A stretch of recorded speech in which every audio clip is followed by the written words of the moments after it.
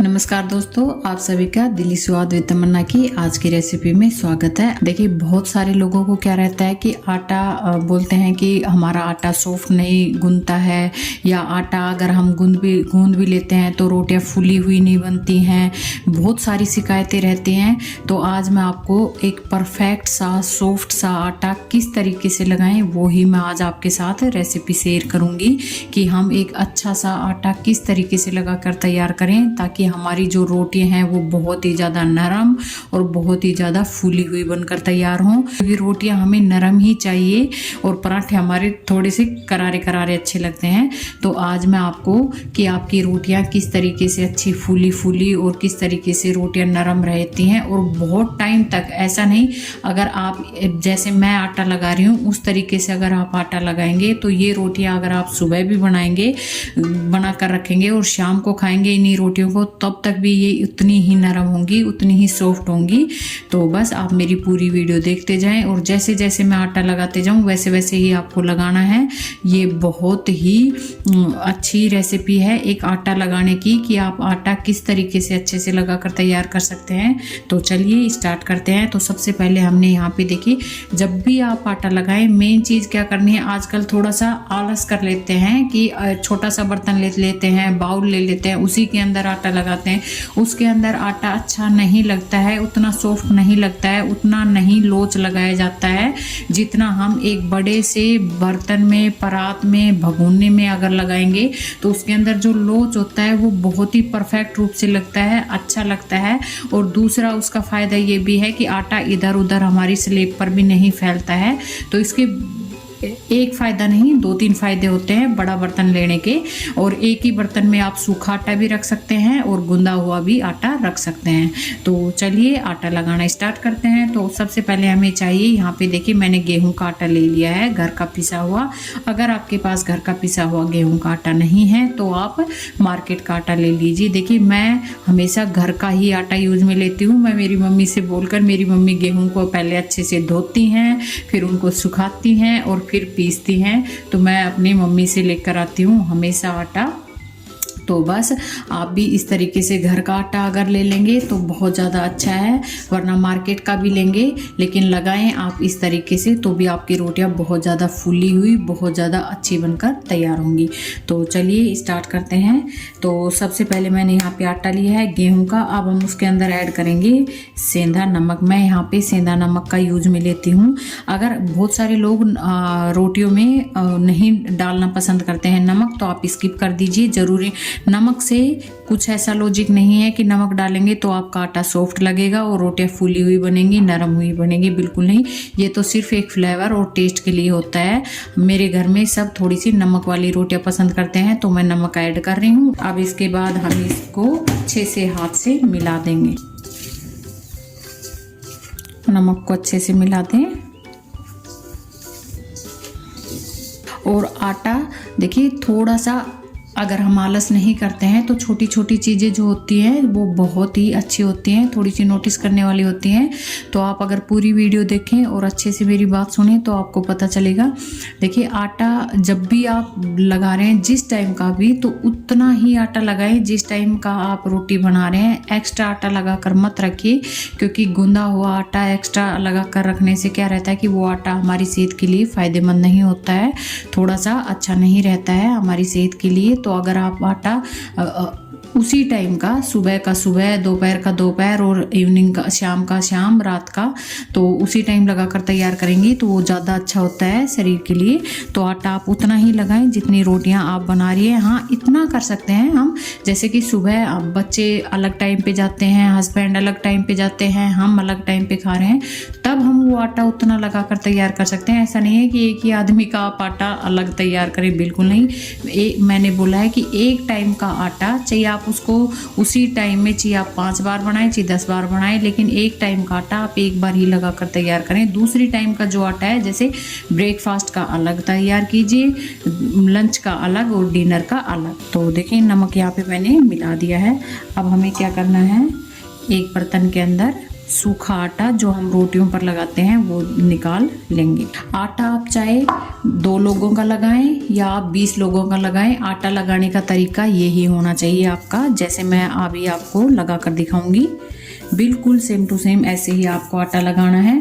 और आपकी जो ये शिकायतें होती हैं कि रोटियां नहीं फूलती हैं, नरम नहीं होती हैं, वो सब दूर हो जाएंगी। आप एक बार इस तरीके से आटा जरूर लगा कर देखिए और फिर उसकी आप रोटियां बनाइए। और इसी आटे से आप पराठे भी बनाएंगे तो भी देखिए बहुत ही अच्छे बनकर तैयार होंगे। अब मैं इसके अंदर डाल दूंगी 1 चम्मच देसी घी घर का। अगर आप ये आटा जैसे मैं घी के साथ लगा रही हूँ, अगर आप बिल्कुल घी या ऑयल के बगैर भी लगाएंगे तो भी रोटियां उतनी ही फूली हुई तैयार होंगी। मैंने अपनी बहुत सारी रेसिपीज़ में आटा बगैर घी ऑयल के भी लगा कर दिखाया है और रोटियां कितनी अच्छी और सॉफ्ट। मैंने एक रोटियों की रेसिपी डाली हुई है अपने चैनल पर, जिसमें मैंने बिल्कुल भी घी तेल का यूज में नहीं लिया है और रोटियां बहुत ही ज़्यादा फूली हुई और नरम और सॉफ्ट बनकर तैयार हुई हैं। तो आप मेरी वो रेसिपी देख सकते हैं। और अगर आपको इस तरीके से घी या तेल से आपको आटा लगाकर रोटियां बनानी है तो आप ये आटे की रेसिपी मेरी देख सकते हैं कि आप किस तरीके से आटा लगाएं सॉफ्ट रोटियों का। तो घी को हम अच्छे से मिला देंगे।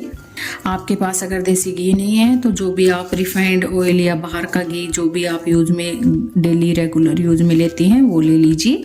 अब हम थोड़ा थोड़ा पानी ऐड करेंगे। देखिए आटा जब भी लगाएं एकदम से पानी बिल्कुल भी ऐड मत कीजिएगा।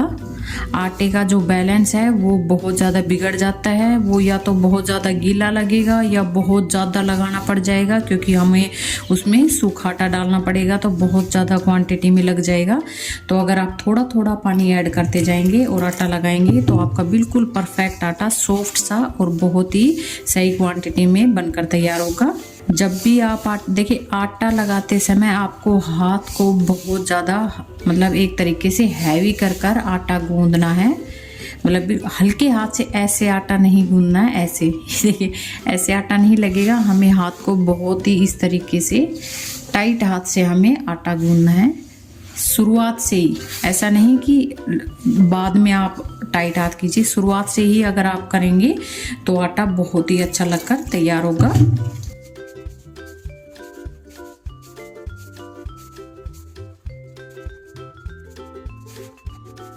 अब हमें थोड़ा सा पानी ऐड करना है, बस हाथ पे ही लेंगे और पहले पूरा इकट्ठा कर लेंगे आटे को, क्योंकि उससे क्या रहता है कि आइडिया आ जाता है कि हमें अब कितना पानी ऐड कर कर आटा गूंदना है।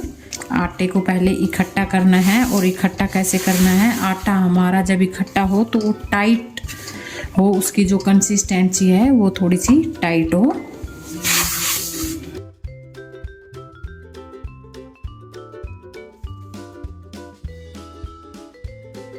तो ये देखिए पूरा आटा मैंने यहाँ पे इकट्ठा कर लिया है इस तरीके से।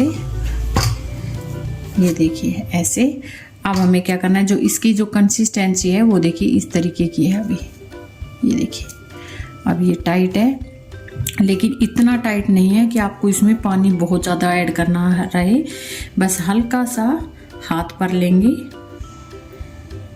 ये देखिए इतना पानी मैंने लिया है। इसको हम चारों तरफ घुमा कर डाल देंगे और जो हमारी परात के अंदर जो आटा लगा हुआ है उसको हाथ से इस तरीके से निकाल देंगे।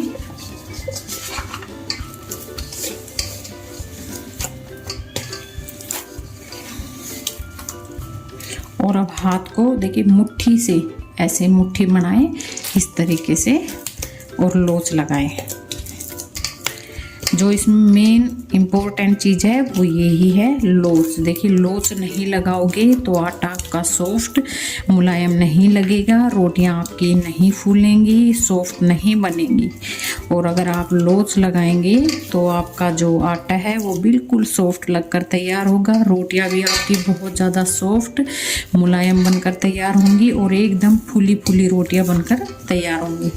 अब देखिए मैं यहाँ पे दोनों हाथ का यूज में लूँगी। तो मैं इस तरीके से देखिए हम लेंगे हाथों को और ऐसे गूंदना स्टार्ट करेंगे।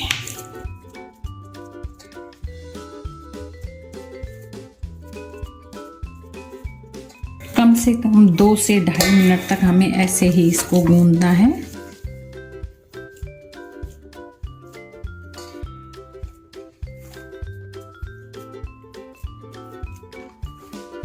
आटा लगाने की सबसे अच्छी पहचान क्या रहती है कि आटा आपका लग गया, तब ये रहेगा कि आटा आपका जो बर्तन है जिसमें आप आटा लगा रहे हैं, परात भगोना जिसमें भी लगा रहे हैं, उसमें आटा चिपकना बंद हो जाता है और वो आपके हाथ के साथ ही चलना शुरू हो जाएगा। उस टाइम समझ जाइए कि आपका जो आटा है वो लग चुका है।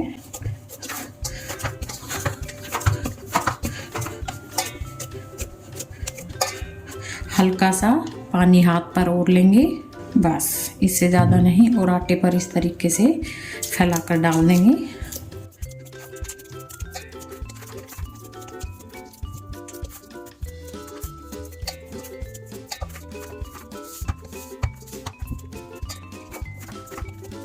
तो ये देखिए आटा हमारा लग चुका है, ये हाथ के साथ आराम से चल रहा है और परात में बिल्कुल भी नहीं लगा है। ये देखिए बिल्कुल परात साफ है हमारी, और आटा जो देखिए कितना सॉफ्ट, ये देखिए लगकर तैयार हुआ है। और ये देखिए हमारा जो आटा है वो लगकर तैयार है, कितना अच्छा और सॉफ्ट आटा लगकर तैयार हुआ है। और हाथ पर भी देखिए बिल्कुल भी नहीं चिपका है और ना परात में चिपका है। तो इस तरीके से आप आटा लगाएंगे तो आपकी जो रोटियां हैं, पराठे हैं, पराठे बहुत अच्छे बनकर तैयार होंगे और रोटियां बहुत ही सॉफ्ट और मुलायम बनकर तैयार होंगी। और आटा लगाएं, देखिए ये भी चीज़ आप थोड़ा सा नोटिस कीजिए कि जब भी आप आटा लगाएं तो रोटियां बनाने से कम 10 मिनट पहले आटा लगा कर तैयार करेंगी, उसको रेस्ट के लिए रख देंगे 10 मिनट के लिए, तो आटा और भी ज़्यादा मुलायम और अच्छा बनकर तैयार हो जाएगा। तो बस इस तरीके से आप आटा लगाएं और फिर रोटियां बनाएं, फिर देखिए कैसे नहीं फूलेंगी, बहुत ही अच्छी फूल कर तैयार होंगी। तो बस इस तरीके से आटा आप लगा लीजिए। अगर आपको भी इस तरीके से सॉफ्ट आटा लगा कर तैयार करना है तो आप मेरी पूरी वीडियो देखिए और फिर आप ये आटा लगा कर तैयार कीजिए, बहुत ही अच्छा इसका जो रिजल्ट है वो बहुत ज़्यादा अच्छा आएगा। अगर आपको मेरी ये रेसिपीज अच्छी लगती हैं तो प्लीज़ मेरी वीडियो को लाइक करें, शेयर करें, चैनल को सब्सक्राइब करना बिल्कुल ना भूलें और बेल आइकन को ज़रूर दबा दें ताकि आगे आने वाली वीडियो का नोटिफिकेशन आपको मिलता रहे और मैं आपके साथ इसी तरीके से नई नई रेसिपीज़ के आइडिया लाती रहूँ और शेयर करती रहूँ। धन्यवाद।